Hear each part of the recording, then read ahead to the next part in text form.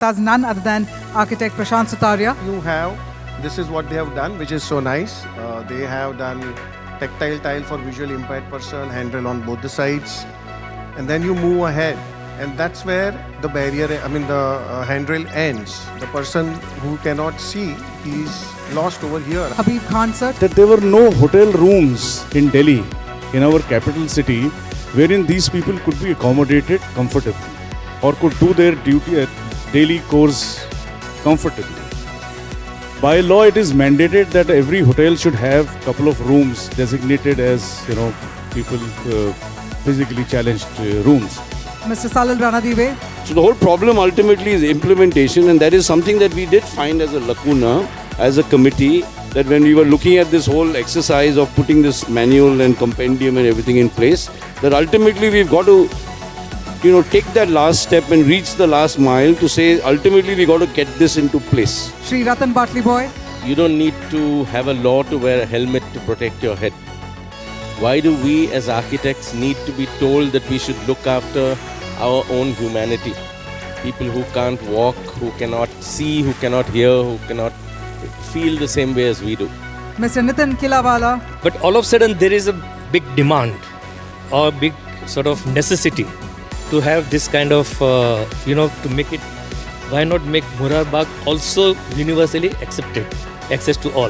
And Mr. Anand Patel. This guidelines is now applicable by law across the country. So it doesn't matter which GDCR you are using, the GDCR plus this is now the guideline. It's like when you are using for fire and for various other certifications. This is going to be the next certification required when you apply for building permissions.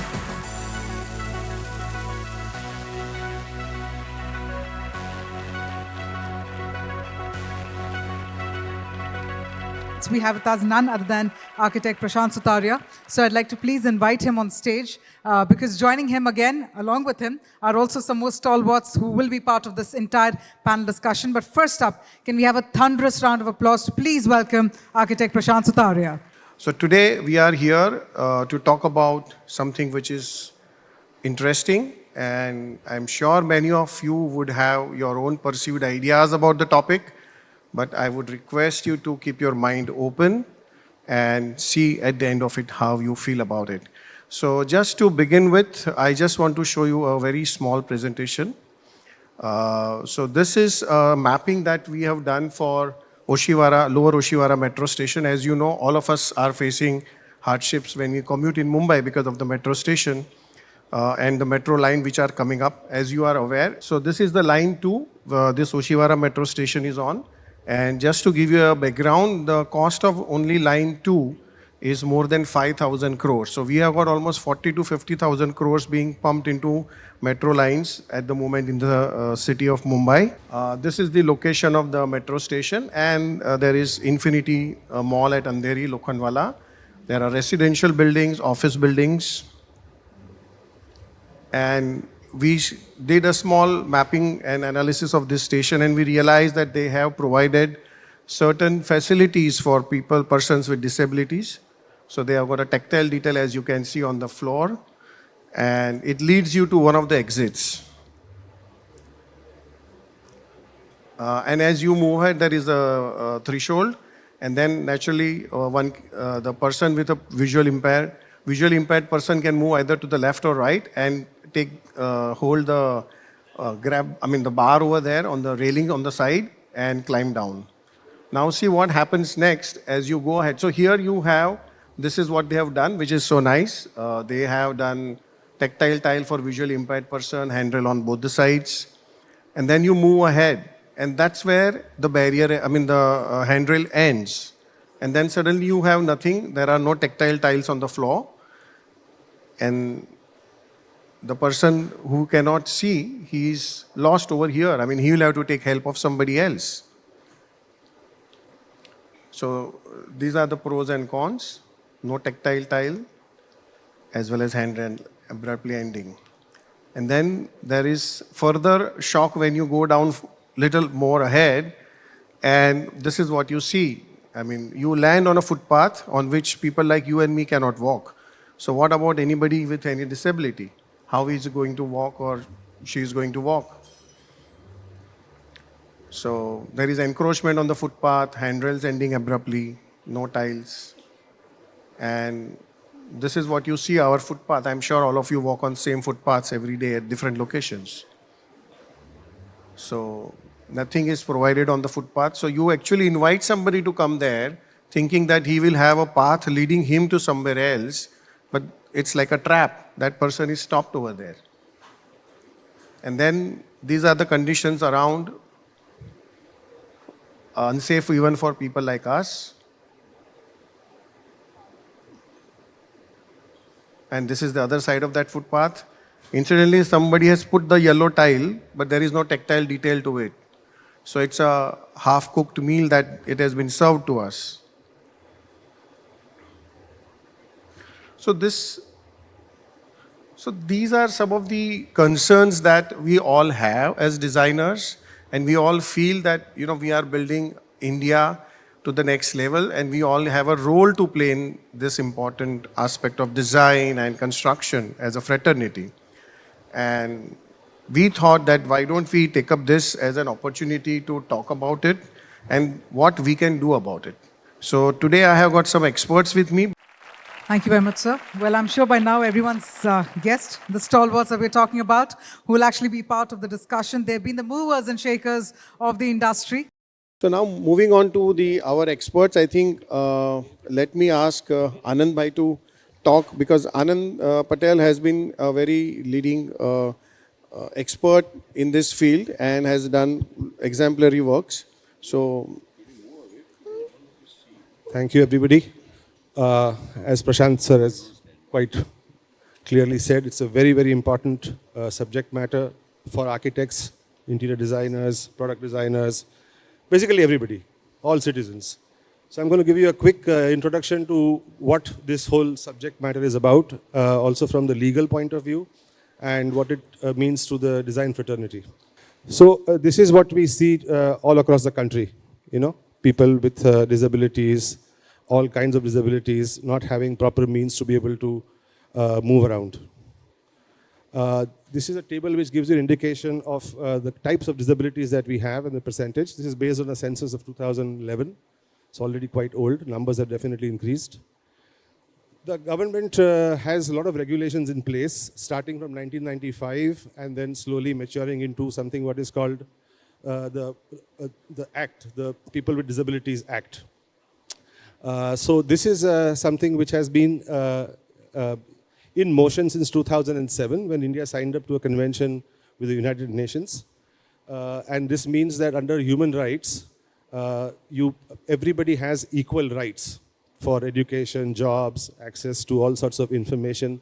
So when we talk about accessibility, it's not only physical accessibility, it's also access to information, which we are not covering here. There is government has provided these facilities for people with disabilities through state missions. So every state has an appointed commissioner of disabilities.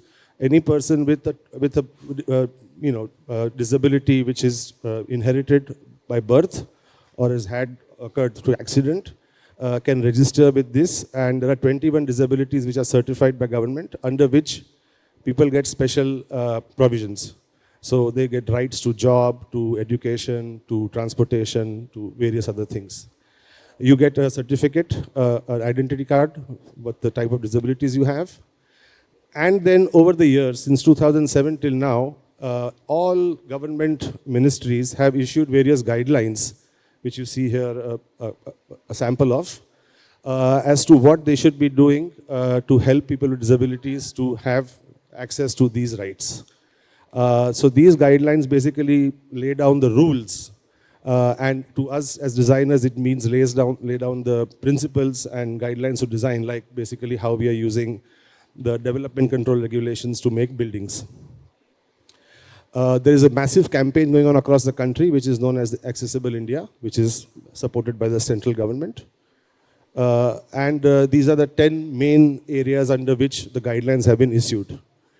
So I'll quickly just go through that. So everywhere people have to go from point A to point B. So just try and just imagine every single thing. from your home to your work to your school, from railway station to airport to bus station to imagine anything, to come to Geo Convention Center, to go from here to the hotel to a restaurant. It just covers absolutely everything. All types of leisure and tourism also, and also special guidelines for making religious places accessible. Then monuments. Healthcare, of course, is an extremely important area. Sports. Even having swimming pools where people with various types of disabilities can go and use the pools. And of course, education. And these regulations are not only applicable to cities where most of us live, but they're applicable to every town, every village, the smallest of the panchayats. The same rules are applicable. And these rules now are under a law which would make not providing these facilities challenged in court and then subsequently fined through some of the other regulation and law. Also, access to courts of justice, to elections, to your voting booths, and basically all these guidelines then come to you through your general development control regulations, which we use per state or per city as it applies. These principles of design come through something which has been going around across the world since years. It's called the Universal Design Principles. I'll not go into that in detail right now, but you can just look it up. And guidelines have been made by lots of people. I was one of them 20 years back who made a guideline like this. Over the years, these guidelines have been improved by lots and lots of people, especially NGOs across the country. So there's a lot of hard work being put in behind this. And finally, the government has issued this particular guideline, which today is known as the Harmonious Guidelines 2021. It's published by the Ministry of Housing and Urban Development. This guidelines is now applicable by law across the country. So it doesn't matter which GDCR you are using. The GDCR plus this is now the guideline. It's like when you are using for fire and for various other certifications. This is going to be the next certification required when you apply for building permissions and subsequently for building use permissions. So the NOC is before you occupy the buildings. So please take a good note of this particular document. It's available online. You can start accessing it. And very soon we are going to be starting to teach these guidelines at various schools of architecture and design across the country, especially to professionals and to the staff which works in architects' offices, of how to do audits and design at design stage, but also a lot of buildings which have to be retrofitted across the country. This is an example of the recently finished Kartavya Path in New Delhi, where all these guidelines have been applied. So I'm just showing you a few pictures of that.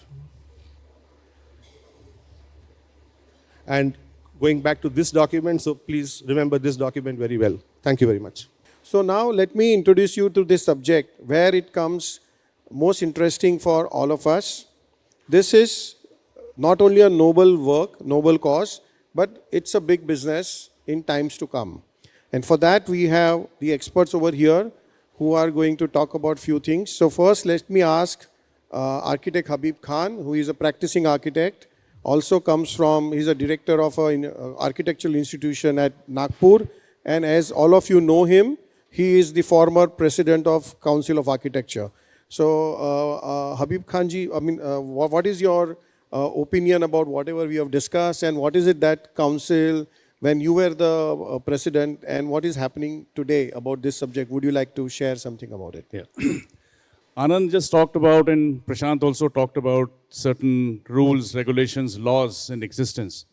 There are various departments, including the Ministry of Housing, Urban Affairs, Social Justice, NBC, CPWD. There's so many other, almost all the departments, including the state governments, have their rules, regulation, acts about people with disabilities and physically challenged people. But there was a conference a few years ago in Delhi where there were about 700 odd delegates who were all physically challenged in some way or the other, all kinds of disabilities. And it came to our knowledge that there were no hotel rooms in Delhi, in our capital city, wherein these people could be accommodated comfortably or could do their duty at daily course comfortably. By law, it is mandated that every hotel should have a couple of rooms designated as, people physically challenged rooms. But if you will see, not a single hotel, except one hotel which had about 75 odd rooms, which had sliding doors for the toilets and WCs, where these people could be comfortably accommodated with wheelchair and other things. There were people who had no arms and no legs. Have you ever thought, how do they walk? How do they do their daily course? I mean, just imagine on the mattress that we all sleep on a bed in a hotel or in our homes. These people can't sleep on that mattress, because it is so, that little rebound action that we get makes them fall from the bed.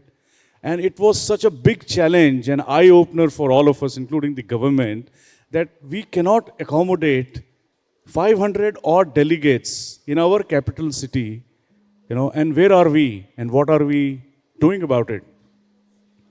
The videos which are available with the ministry, if you will see them, it will bring you to tears.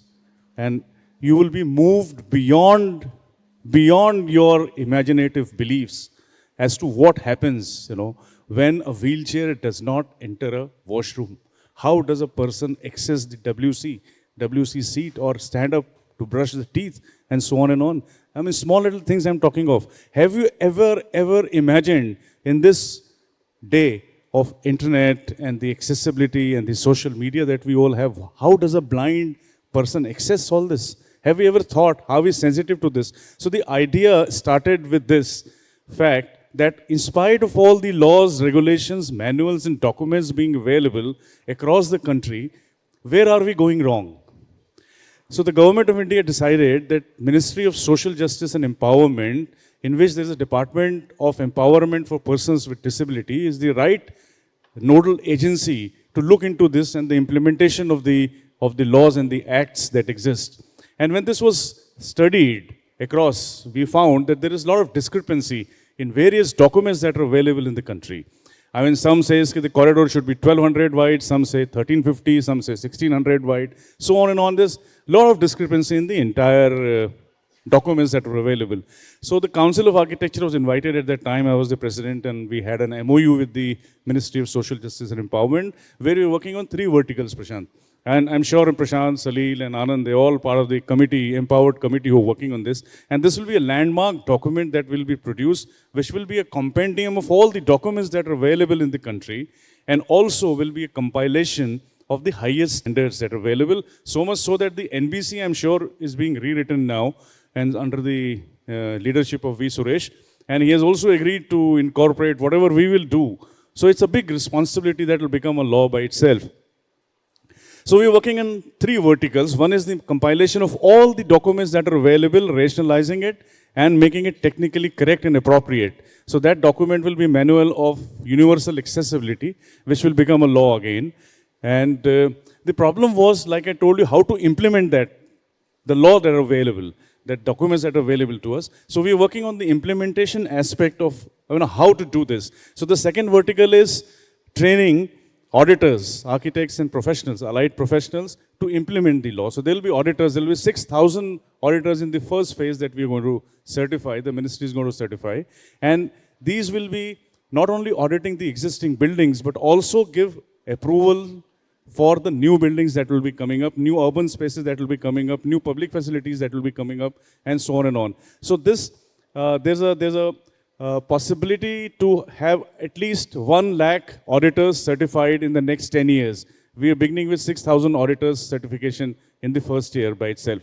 Then third vertical is sensitizing the students, general public, architects, professionals, and so on and on. So we're working in these 2-3 verticals, but the most critical aspect is to see, after the manual is done and the compendium is done, how to implement and what will be the modalities of implementation of the laws of universal accessibility. So that's the basic fundamental thing that you asked for, and that's how we're working on that.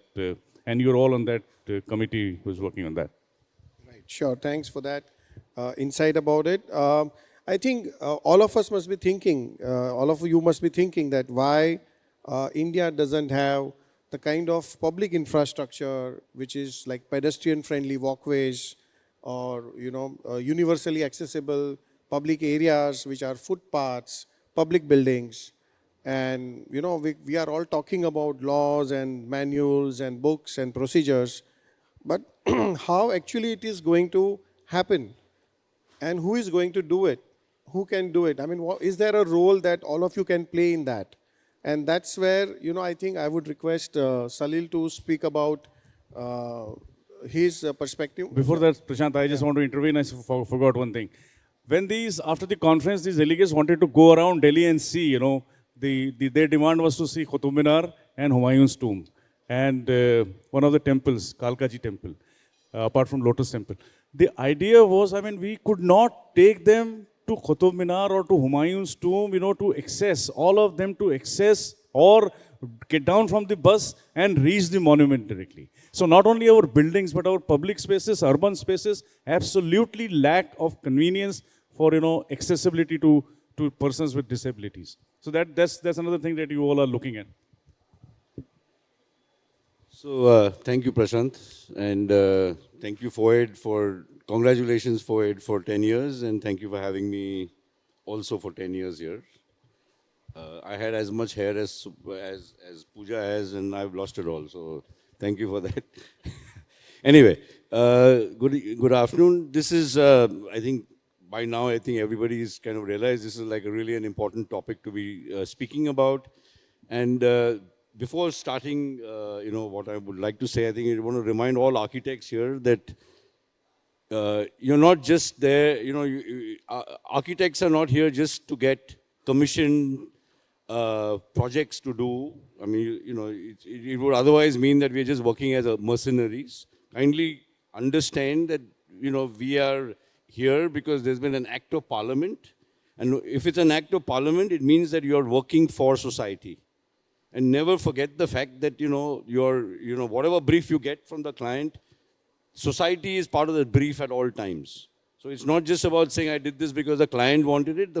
Ultimately, your role, your responsibility goes beyond just the client that's signing a check for you. You are doing something for society. So this is something that I think at all times every architect must keep in mind. I mean, there's no looking back, and no turning away from it. So I think that's just to start with. We've spoken about implementation, and I'll probably, give a short sort of a bunch of slides on where, in a way, we are stuck with this. Like Habeeb ji mentioned about this, that the Council of Architecture was invited to help the ministry. And when Prashant and Anand has shown these slides, and you realize, the fact that, we've all realized already that there are laws in place, and in India, there are lots of laws about lots of things. But where, it's like there is a traffic light already there, but nobody stops. So we all say, kaun kuch karta nahi hai, kind of a thing, ki police kahan gaye, Realize that it is our responsibility individually as citizens to be able to think that if there is this law in place, it's all our responsibility to make sure that we follow the law first of all ourselves. What we realize now is that there already is a Rights of People with Disabilities Act, RPWD Act 2016. It's already there in place. It came in place in 2016, which means that it's 7 years already since it has been in place. And we still have problems like what Prashant has documented 1 month ago, that when the new metro station has been done, and from the point of exit of the metro station to the time you probably enter the new mall, the entire space in between is completely devoid of any semblance of what that act is. So the whole problem ultimately is implementation, and that is something that we did find as a lacuna, as a committee, that when we were looking at this whole exercise of putting this manual and compendium and everything in place, that ultimately we've got to, take that last step and reach the last mile to say, ultimately we got to get this into place. So where is it, and what are the possible pathways that this can actually be put in place was really what this implementation idea is about. So first of all, we have to understand what is the magnitude of this task in India, really. I mean, it's very easy to say that, that we have to put this law in place. So there's just to, yeah, so I mean, I know that, I mean, I can't read it myself, but, this is parts of the act actually. I'm just, pulled out the act itself. There are parts of the act that actually talk about, saying that no building plan can be passed if it doesn't follow this law. It's already there, 2016. You probably put a building plan yesterday and nobody ever asked you whether you're following the law. They didn't check. So it's that's where the gap is already. You've, been told, for example, that, that within a period of 5 years, this has to be put in place, 2016, 5 years, 2021. We're already in 2023. Nothing has happened. So there are obviously clearly, there's something that is coming, moving through all the sieves and the holes in our ecosystem of getting this into place, that it's there. There is, for example, we're supposed to promote teaching and research and all that. Again, I don't think any school has, sort of actually put forth that we need to do this. They're also talking about provisions for, breaking the law. It's already there in the act. What would happen if you break the law? It's already in place, written down, so none of this really happens. You already got PIL and RTI and all that as citizens, but the fact is that we've not looked at, reached out to say that, this is already a, law, we need to do something about it, and the government is saying that we put it out in the public domain, but they themselves are not doing anything about it. Funnily enough, the government itself, actually in 2015, actually built, they did a campaign called the Accessible India campaign, and that is sort of parallel with the law coming into place. And just the, part A of it, which is building environment accessibility, which in a way, is what concerns all of us, is talking about at least 25 to 50 buildings in 50 cities in India to be upgraded to have universal accessibility in the last 5 years. So they said by June 2022, you should have already put this into place. We are like a year later and none of this has happened.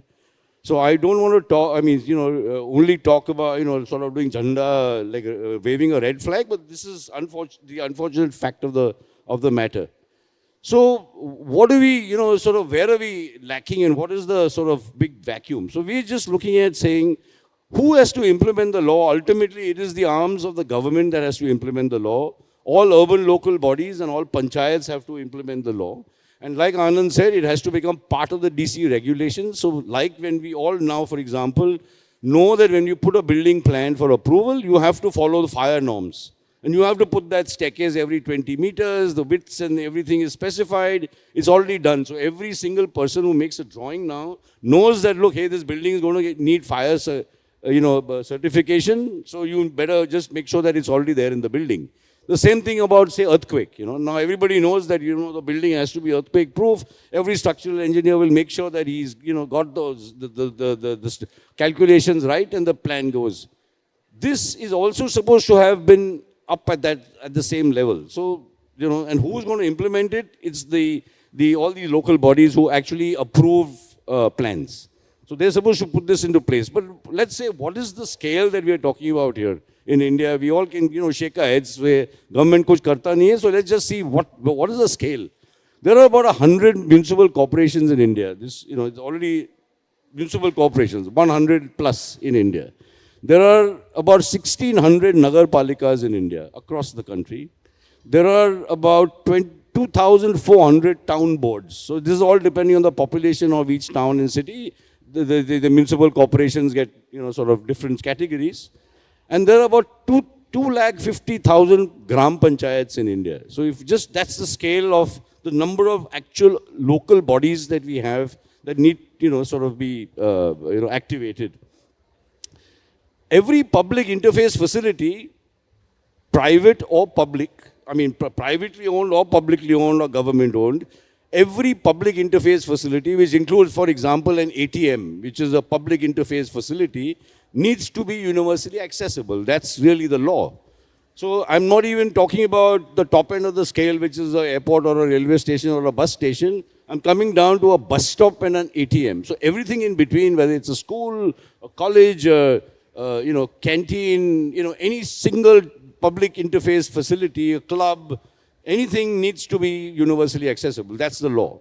But even if I just go by very, very ridiculous numbers to say, if in a municipal corporation you assume that there are 500 such buildings in every municipal corporation, 200 such buildings in every palika, 50 buildings in any Nagar Panchayat, and maybe 5 buildings in every Gram Panchayat, you come to about almost 20 million facilities across the country.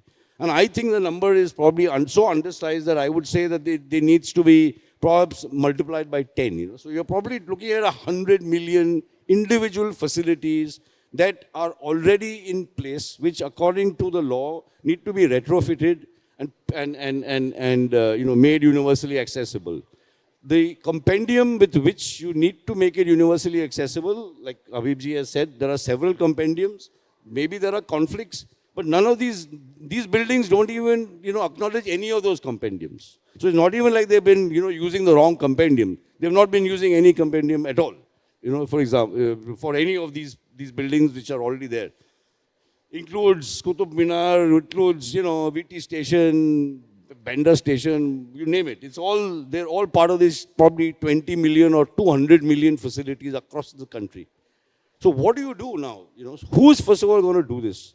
So we have, for example, looked at two arms of this, two sides of this. One is we are saying the arms of the implementation are these local bodies. They have to, first of all, we have to sensitize them, exactly like this little thing charade that we did, half an hour back with blindfolding people. You say you need to sensitize every single government officer, especially in the approval department, maybe the chief secretary, put a kala patta around, give them a cane, make them sit in a chair themselves for 5 minutes in their own premises and say, can you experience what they can go through? And this is now becoming part of what we are trying to set up as part of this committee to, in fact, tell the government, the ministry, that they have to put this. We are willing to set up a whole program to train these guys, have an online training, a physical training for these ULB, the personnel. They can volunteer 2 or 3 people from each of these local bodies, and we can get them trained, over 6 months or some such thing. By December, we should be able to have them at least sensitized to realize that this is a problem. Second thing, of course, is that issuing occupancy certificates of any nature, or right of use certificates, have to have this into their system, which means that they need to incorporate it in the DC rules, etc., etc. And this is something that we are trying to advise the ministry to actually get them to incorporate within their DC rules. And then, of course, monitoring and enforcement, which also includes citizens being able to put a complaint to say, excuse me, I'm going to file an RTI against you because there is already a place that I can put you into for ignoring the law, for example. So that's one part of it, which is the the statutory authorities. The second part of it, and what we are calling the foot soldiers of this whole in a way this battle that we have to fight to ensure universal accessibility, is to create these new entities called universal access auditors. And these are, so who are these people? There could be pretty much anybody in the room, qualified architects, interior designers, urban planners, and civil engineers, people who are part of this sort of a fraternity of a minimum qualification and a minimum sort of exposure to the profession. You have to be ideally a certain age, and I'll tell you why. Who can perhaps apply to become universal auditors. It could be like a new vertical, which is why Prashant was saying, is there an opportunity here. You could become like what they have, arbitrators or valuers. This becomes like a new sort of branch of what you can do as an architect or interior designer. There would be a qualification, would be semi-online, semi-physical, in-person. It's again, we are putting this up. There'd be 5 modules, 3 of them online, and then you do sort of actual tests and all actual case studies and etc. etc. There would be a code of ethics that they would need to follow, and kindly understand that there will be, for example, from these 20 million facilities which are already in place. For example, we were just talking to, in fact, the Council of Architecture, say, why don't we as a start ask every single of the 450 odd schools of architecture under the Council of Architecture's accreditation to say, can you make yourself universally accessible? You know, you say, let's put your money where your mouth is, make sure every single school of architecture can proudly say, we are universally accessible.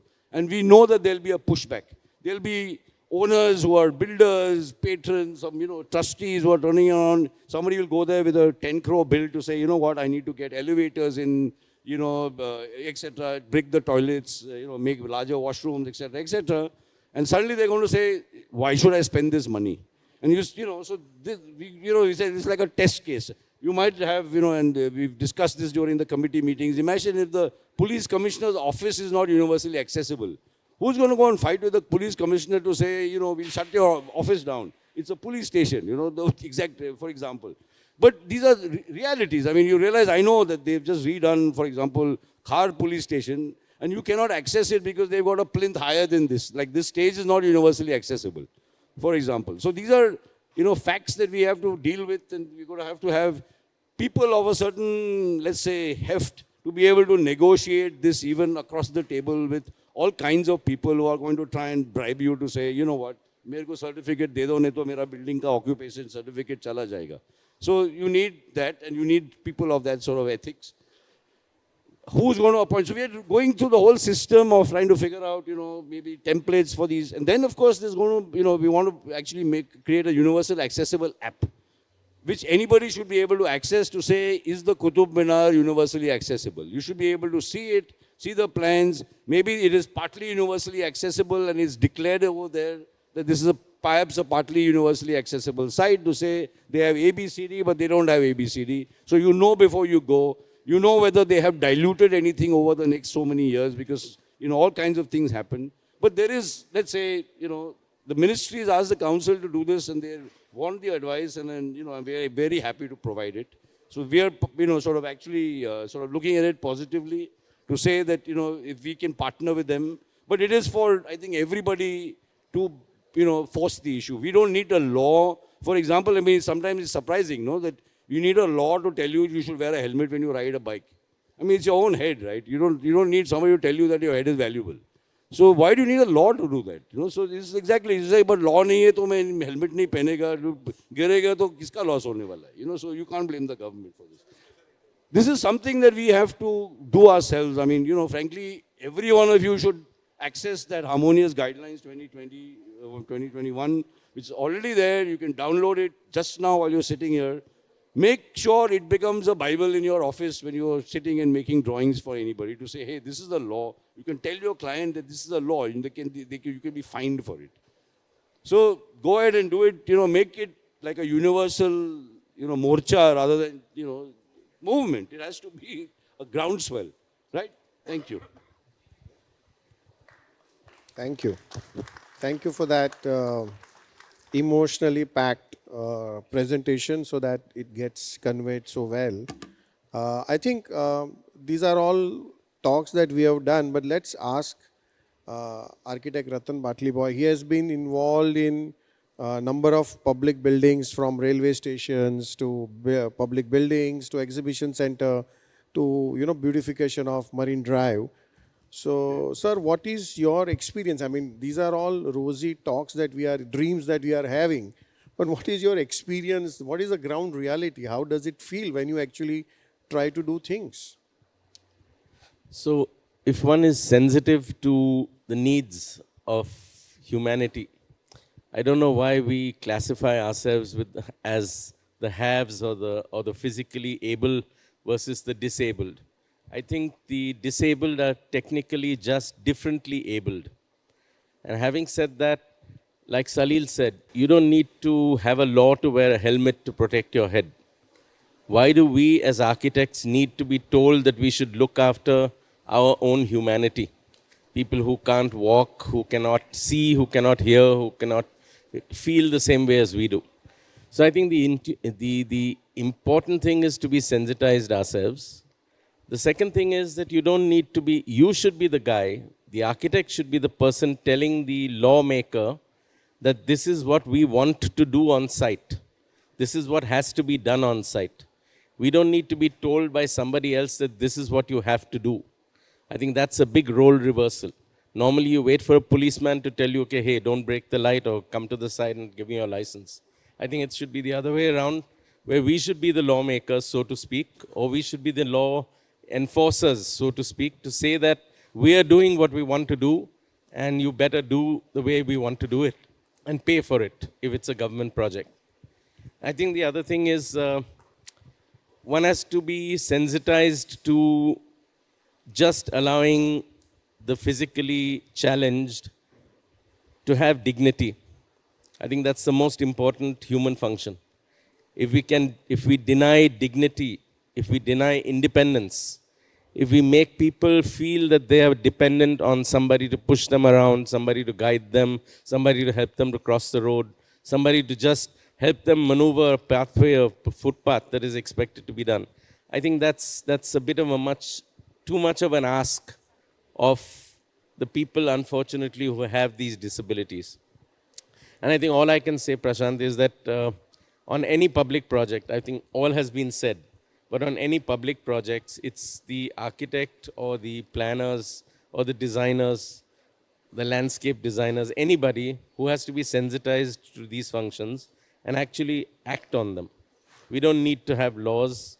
The law is basically, if you know the law, you can pretty much enact and emphasize that this is something that you're doing against the law if you don't incorporate these issues. And like we all say, we keep telling our clients that it's going to cost you this much money.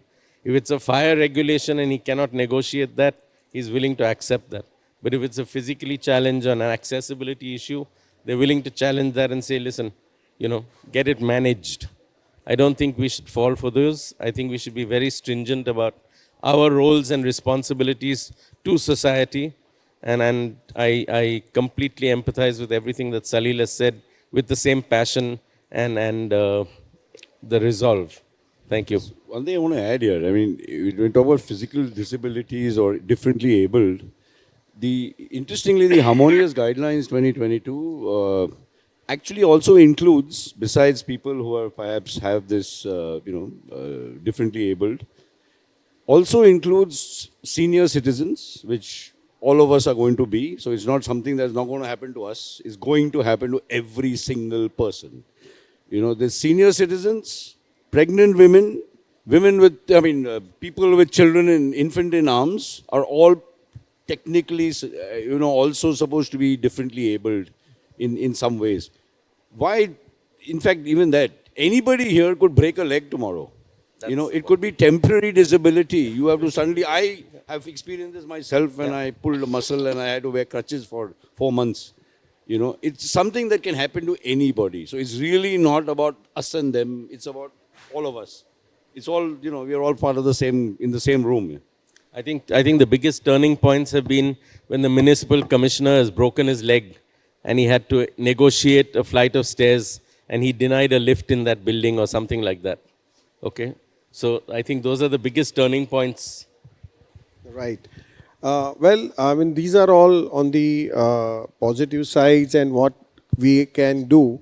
But at the same time, not only as designers, but there is a greater responsibility as citizens also. And I would like to ask Nitin Bhai, because Nitin Bhai has been, besides doing some fabulous work, which I admire since my college days, he has been also very vocal and involved with a lot of citizens group and advising citizens group about the rights and the technicalities of it. So I think Nitin Bhai will throw some light on this. Will you please share your thoughts that what we can do, beyond only design and involvement as designers, sir? Thank you, Prashant. I couldn't agree more than what Ratan just mentioned, that we have to go beyond whatever is specified. That is something which is minimum you ought to have done as an architect. But, respect for fellow citizens, that is very important, I think.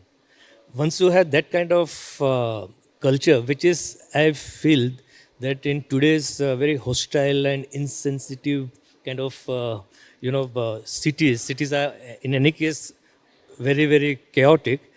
Unless we don't inculcate this respect for fellow citizen, I think things will be difficult to push it through.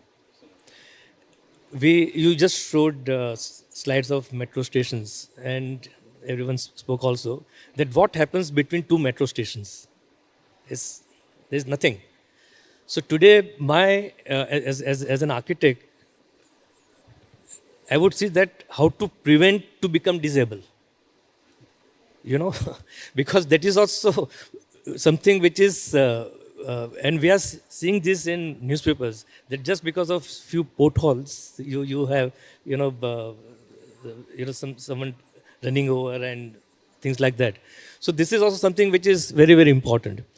But at the same time, there's something very peculiar I'm seeing, which is, in a way, it's very good.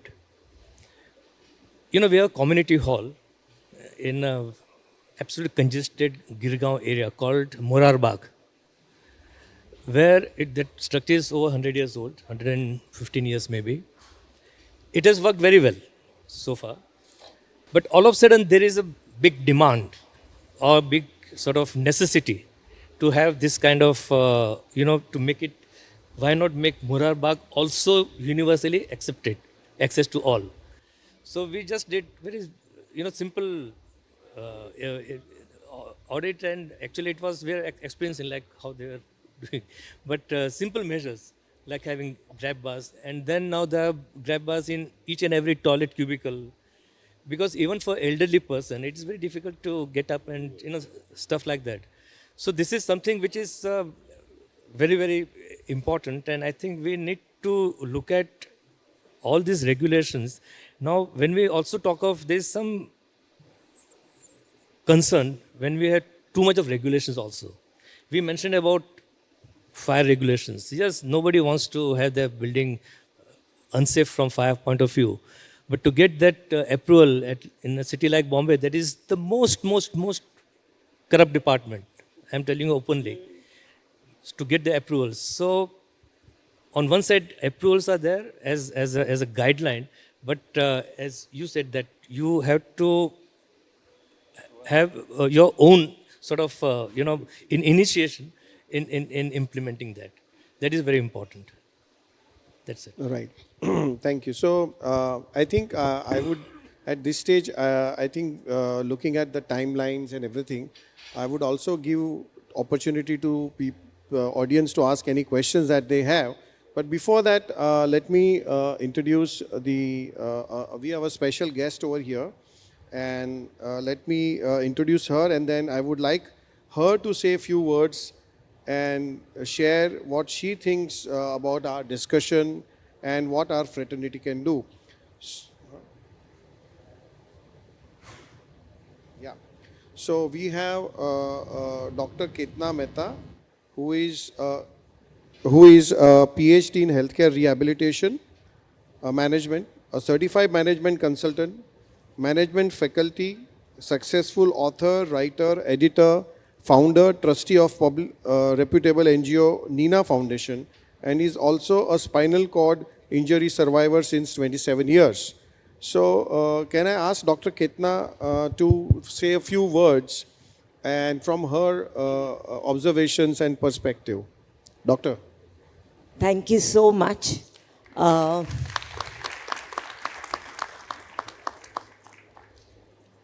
This is definitely not dignified, right? But I would definitely like to thank Ratan Bhai Batliboi for inviting me here in your community of architects, interior designers, etc. When you invite someone with a disability, it's diversity. Okay? So, in this entire hall, there are no architects who are on wheelchairs.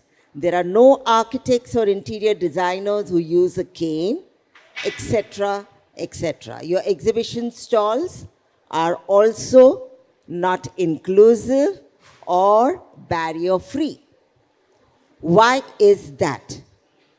Because our schools, our colleges, our residential buildings are not disabled-friendly. And we are in our 76th year of independence. But let me not get into that. So diversity, Ratan bhai, thank you for inviting me here to your community, because I am both a professor, a writer, an author, and also a wheelchair user, right? But that definition comes later. That identity comes later. Don't look at my wheels, but look at what I bring to your table. Number two. So all of you can also maybe have more people with disabilities in your organizations. And believe me, we are extremely sincere, dedicated, and passionate about what we do, because there are so few lack of opportunities. Number two, when we say inclusion, right? Invitation is diversity. When I'm asked to speak, Prashant bhai, that is inclusion. I know I would have preferred to be there with you, or all of you here with me, but for an architectural conference organized, dear Shraddha, for the 10th year, whether you have an audience, anybody on wheelchair or otherwise, it is mandatory. We are talking about laws, but we are still talking about laws. Our lives are getting on. We are not immortal. We also want to live, enjoy, play, work, contribute to the nation building. That's not happening. That's inclusion. You know what is smart inclusion? Diversity, inclusion. When I speak and participate, it's inclusion. Do you know what is smart inclusion? Inviting at a community is diversity. Participating in it is inclusion. But doing all that, all of us can do together. So for example, if there is a dance party and I dance along with you, or if there is a conference that I participate with you, that's smart inclusion. And I think it is high time. Thank you for this opportunity, but it is high time to move from our books, to move from talking about barriers, to move from these examples and get into action. We are here to work shoulder to shoulder, to use our knowledge that we have gained with great problems and build a country which is inclusive. I think let's just not talk about it. Let's get into action. And thank you so much for this opportunity. Ratan bhai, thank you.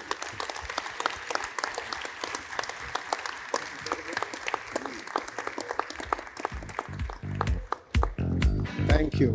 So, Ketna's spirit is absolutely strong, fabulous. She had a spinal cord injury 26 years ago, 28 years ago, paragliding. Okay? So that's the josh she still has. She carries with her. And I'm so glad she came in. And I just heard from Nitin that this was the best talk. Thank you. So we're all down here for you. Yeah, we'll come down. We're all down here. Yeah. We're here with you. So, like we did discuss, and what she said is very true. And Yes. I just want to say that as designers, this is smart inclusion.